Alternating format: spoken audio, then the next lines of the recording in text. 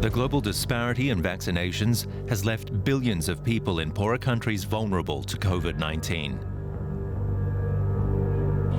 Inoculating only half the world also increases the risk of a new variant arising that could resist the vaccines. That would endanger people in developed countries too, no matter how many times they'd been vaccinated. The World Health Organization is sounding the alarm. Not to have equitable distribution of vaccines is not only a question of being immoral, it is also a question of being stupid. The WHO's Covax initiative has seen more than 300 million doses shipped to more than 140 countries, far less than what's needed. I'm Ben Fazulin. As the global death toll from COVID climbs, health experts are urging more people to get the jab. Not just for your own good, but for those more vulnerable or who don't yet have access. The longer this takes, the more people will die. The size and scale of the COVID-19 pandemic makes it a 1-in-100-year event. Not since the Spanish flu killed more than 50 million people after the First World War has the world seen anything like it.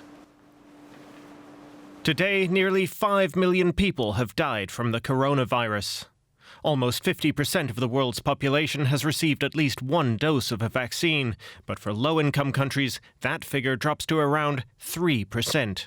I'm afraid that the world is in danger of moving on too quickly, not learning the lessons, and not making the reforms that are necessary in order to be better prepared for the next pandemic or other challenges the world will face. And I hope I'm wrong in that, but I do see signs of countries moving on already and going back to business as usual and a more nationalistic agenda. And I would sincerely regret that. It would be an amazingly stupid thing to do.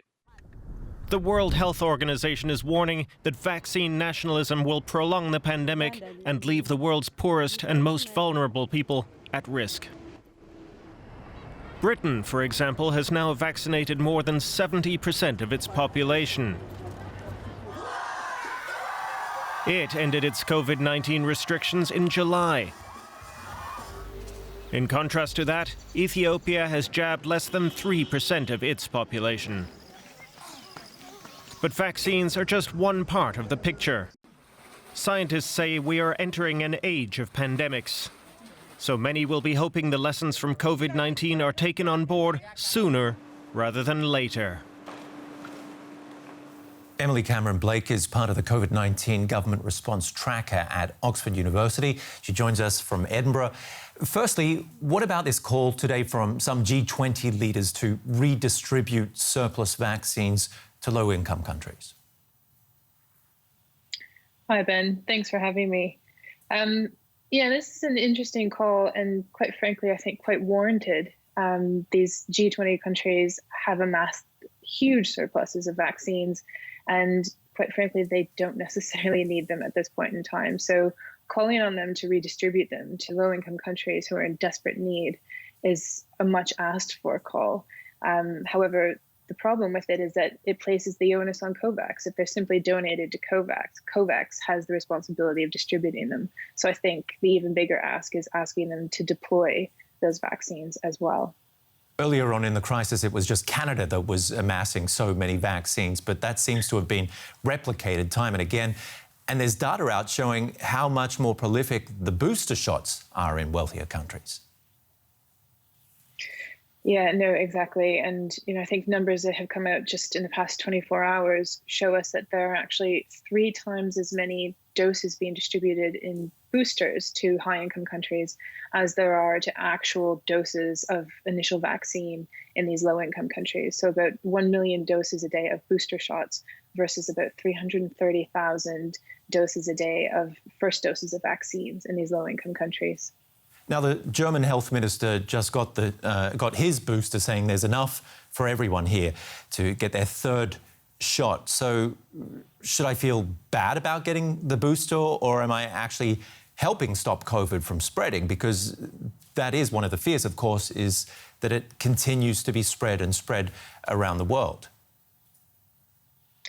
Yeah, it's a good question. And I think this is a bit of a moral question, isn't it? It's obviously if there's enough boosters in your country for you to have your third dose or your booster, should you feel bad about that? And I think that actually just goes back to this question of, do we need them? And I'm not an epidemiologist, so I can't answer that. But, are there others who actually need them more? And that's where the question of vaccine equality versus vaccine equity really comes into play. Isn't it a case that these countries will have to spend a lot more money to get their health systems up to scratch? Because traditionally they haven't spent that much on healthcare, and the pandemic has highlighted that. Yeah, precisely. And so what's happening is that not only are they low-income countries, but they also tend to be low-capacity countries. So they're already dealing with lower budgets than high-income countries, and they've had to focus on different healthcare costs. And now the ravage that COVID has put on them is really placing them in a position where those healthcare costs are soaring to at least twice, if not more than what they normally are. Whereas the extra costs on some of these high-income countries is almost negligible. So how should the wealthier nations be helping out? Is it not just in redistributing, but also in, supporting the building up of these healthcare systems in other countries? I mean, we're talking about Tanzania, 1% as far as vaccination goes, Nigeria, 2%, and as we heard just before, Ethiopia, just below 3%, whereas half the world has already received at least one dose. Yeah, I think, going back to what I said about the G20 leaders, donating this surplus of vaccines is a start. But also, they've got the ability and the capacity to help with the distribution of it. So, not just donating to Covax and letting Covax get on with it, but actually donating them to Covax and then helping with that infrastructure. They have to be delivered to rural parts of countries in sub-Saharan Africa. That's not an easy task, and that takes a lot of manpower and a lot of human resource and financial resource that those countries can't afford at this point in time. One more thing, again, it all comes back to the fact that none of us will be properly protected until the whole world is inoculated. Yeah, very true. So as long as there are huge parts of the world and population that are unvaccinated, it's been alluded to, these new variants. That's the breeding ground for new variants, is an unvaccinated population. And until we've closed that gap and made sure that everyone has some form of adequate protection from COVID, there really is no end in sight. Emily Cameron-Blake, thank you very much for being on the show today. Thank you. Thanks for having me. Here's a good question now for anyone who desperately holds their breath while walking through a cloud of someone else's used smoke. Is there any evidence COVID-19 can be spread more by smokers?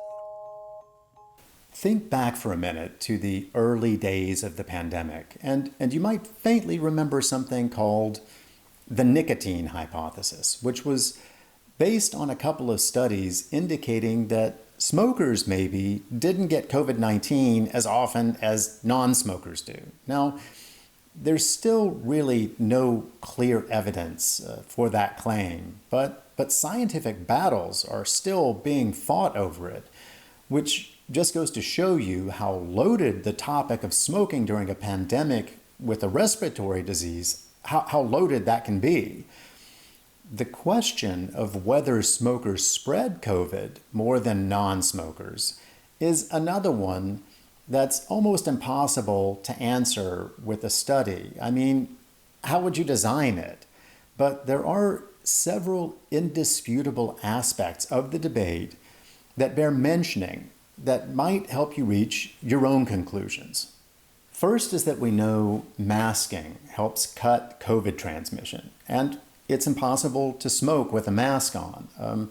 Second is that smokers tend to exhale their smoke extensively and forcefully. in a way that researchers say is actually closer to shouting or singing than it is to normal breathing. And we know that when infected people shout or sing, that can dramatically increase the chance that they'll infect others. Third is that smoking involves repeatedly putting your hands up close to and on your mouth. Okay, we've learned that surface transmission mostly isn't a big danger, but still, I think that most experts would say regularly touching your lips during a pandemic is probably a bad idea. A few other things are even more clear, like when smokers do get COVID-19, it's more likely to take a deadly turn. And also, we know that pandemic or no pandemic, smoking is just terrible for your health, and it's also bad for the people around you, whether you spread the virus more or not.